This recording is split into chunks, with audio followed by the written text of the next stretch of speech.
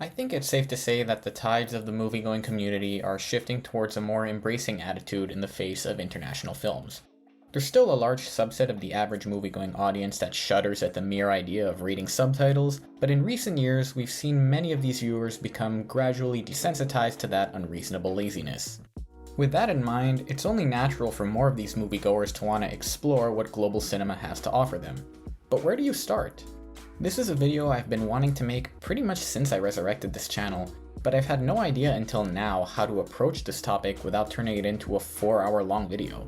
But now, after setting myself up with some strict boundaries, I've finally found the best way I can think of to help introduce curious audiences to the idea of international film in a palatable way. If you're familiar with this channel's content, then odds are an introductory video on foreign language film is probably something you don't really need. But I like the idea of someone stumbling onto this video just as they're beginning to explore films from around the world, but just don't know where to begin themselves. So for those viewers, the Beginner's Guide to International Cinema is for you. Before we get started, I'll just quickly define what I mean by international cinema and then get into the ground rules for these recommendations. In layman's terms, I'm defining international cinema as any film from outside the US or UK, basically any film from outside a primarily English-speaking market, since that tends to be the rub for a lot of less adventurous viewers. While there are films from within these regions that aren't made in English and could very easily qualify, for the sake of introducing viewers to something a bit further from their home turf, I'll stick with the films made mainly outside of these markets.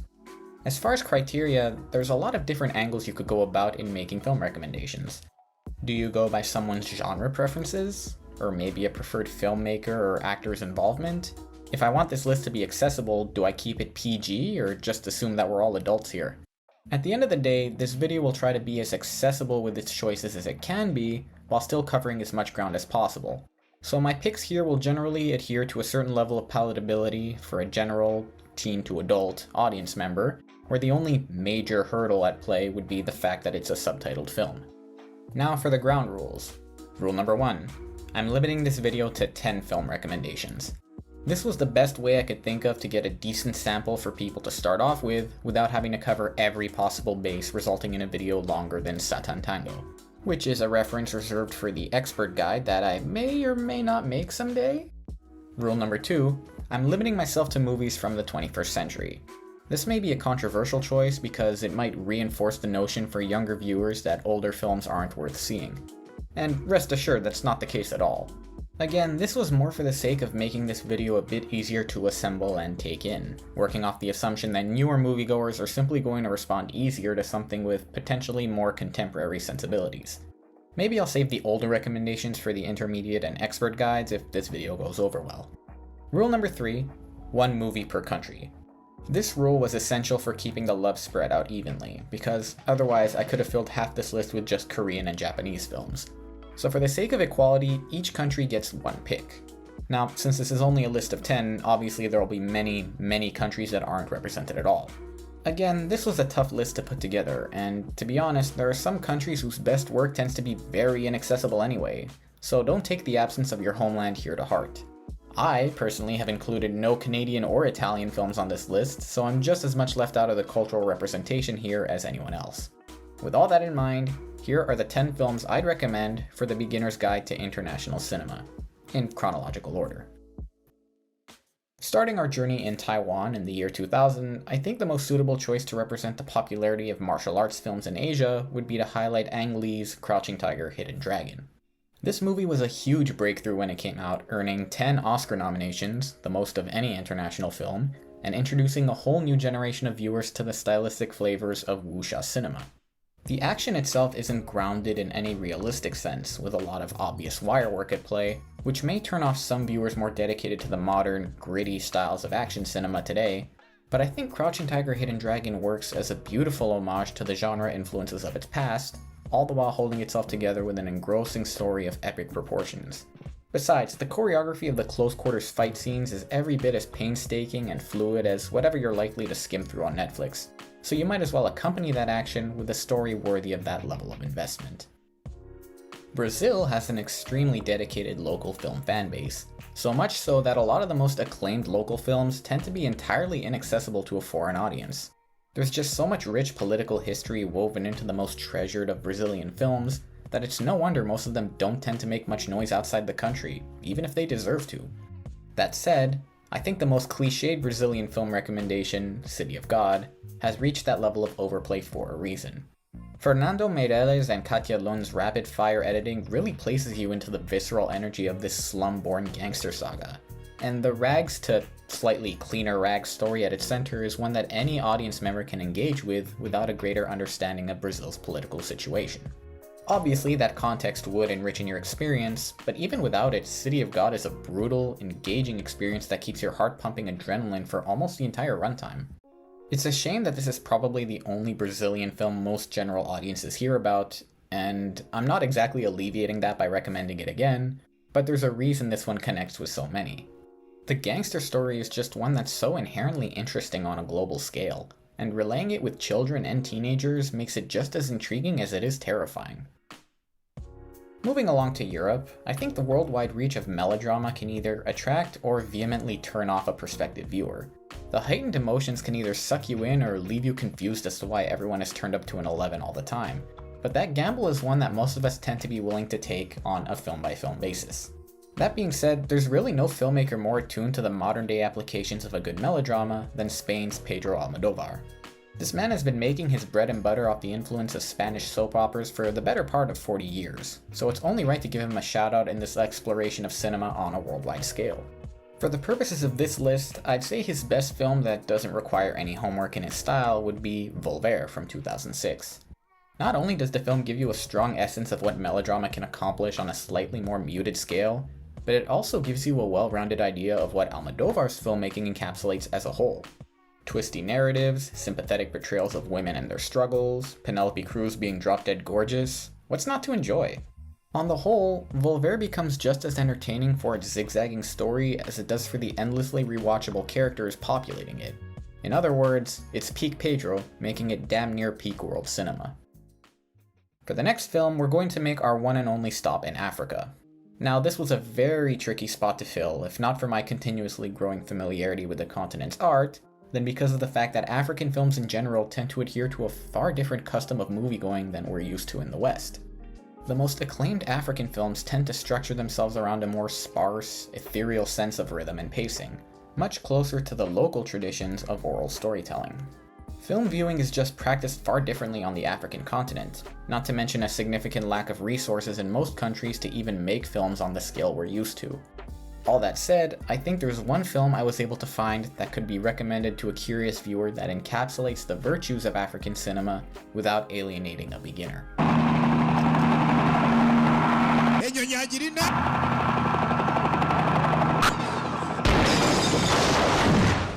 Just hear me out on this one. Is Who Killed Captain Alex a great film? Arguably not. Is it the most consistent or best looking film? Definitely not. Does the film even make any concerted effort to answer the question of its title? No way in hell. But is it an entertaining action film made with a ton of heart and effort? Fuck yeah!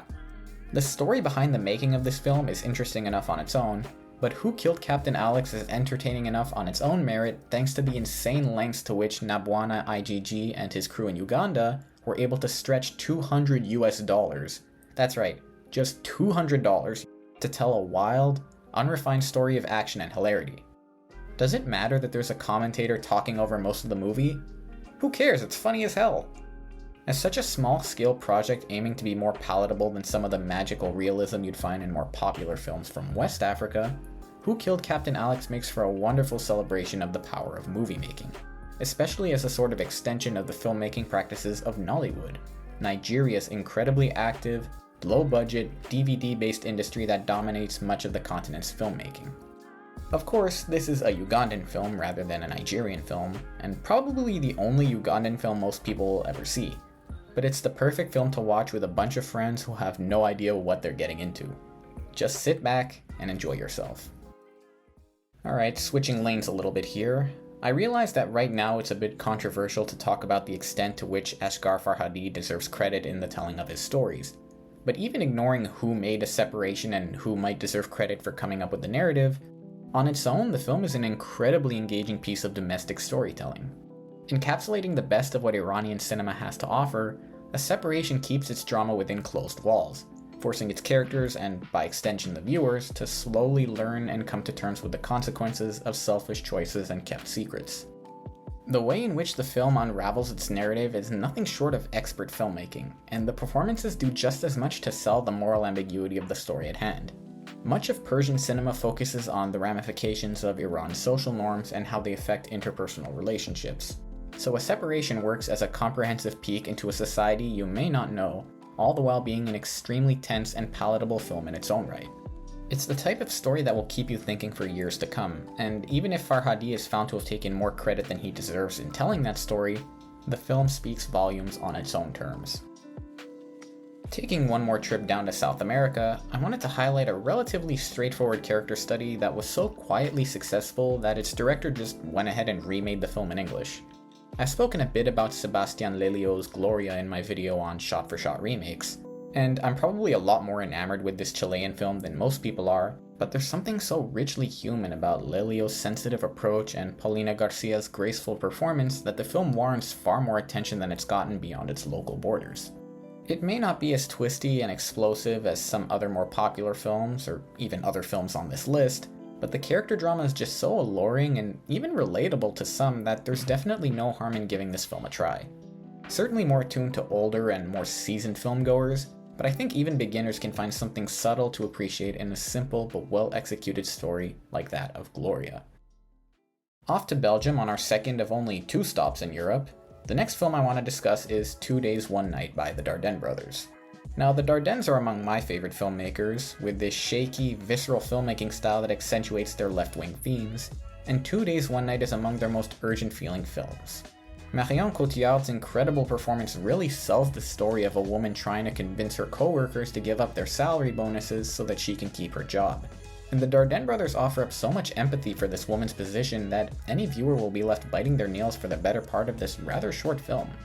These directors tend to be pretty brutal with the way they relay their themes, and 2 Days, 1 Night is no different. But I think that any adult viewer who can handle high doses of anxiety would find something to appreciate in this small-scale drama. Even though Marion Cotillard got a well-deserved Oscar nomination for her performance, the film rarely gets discussed anymore, which is a damn shame because if more casual viewers saw it, I'm pretty sure the palpable drama and humanity of 2 Days, 1 Night would get the second win they deserve. There are a lot of ways I could have gone in discussing Japan, but ultimately most of the best films from this country tend to be at least of an intermediate level for most moviegoers, so for the purposes of this list, I decided to pivot towards something at least tangentially related to horror, Shinichiro Ueda's One Cut of the Dead. This segment is going to be very short because the less said about this film going in, the better. All you need to know is that A, it's a zombie film, B, if you know nothing about the story, keep it that way, and C, don't be discouraged by the low quality of the film and the performances at the start. Stick with the film past the credits and I promise you, you're going to have a great time. If you and your friends are fans of goofy horror films, pop in One Cut of the Dead with a few cold ones and just enjoy the show. No discussion of international cinema would be complete without making a stop in India, and this may be the toughest pick I had to make for this whole video. Indian cinema is just its own beast entirely, and Western viewers have such a notoriously hard time getting into the tonal expressiveness of Indian films. The song and dance numbers, the slow motion, the extended runtimes. Madhu C. Narayanan's Kumbalangi Nights is probably the best film I could find from the ones I've seen that both encapsulates the spirit of Indian filmmaking and is just palatable enough to be an entry point for Western viewers. Like many Indian films, Kumbalangi Nights weaves together family drama, explosive love, and a musical rhythm to express a sort of genre mishmash, in India they call these types of stories masala films, that covers as many bases as possible for broader appeal. Still, Narayanan's story is grounded enough in its approach that it shouldn't alienate too many Westerners. And even if it's a bit on the longer side, it's far shorter than most Indian epics, so it should give you a good taste of what's to come if ever you become more adventurous. And I know I could have also picked RRR to fill this spot, but truth be told, not only has everyone who's going to see that film seen it by now, but the film is also of a much more digestible length. And I also think Kumbalangi Nights is a much better movie. But hey, you didn't hear that from me, so let's move on to the last film on the list. It's only fitting that we end this list on the movie that finally helped most trepidatious filmgoers become a bit more adventurous when it comes to global cinema. And odds are if you're watching this video, then you've already seen Bong Joon-ho's Parasite. In any case, the film just had to make the list because of how perfectly it embodies the spirit of exploration and film-going. It's strange, but it's entirely accessible.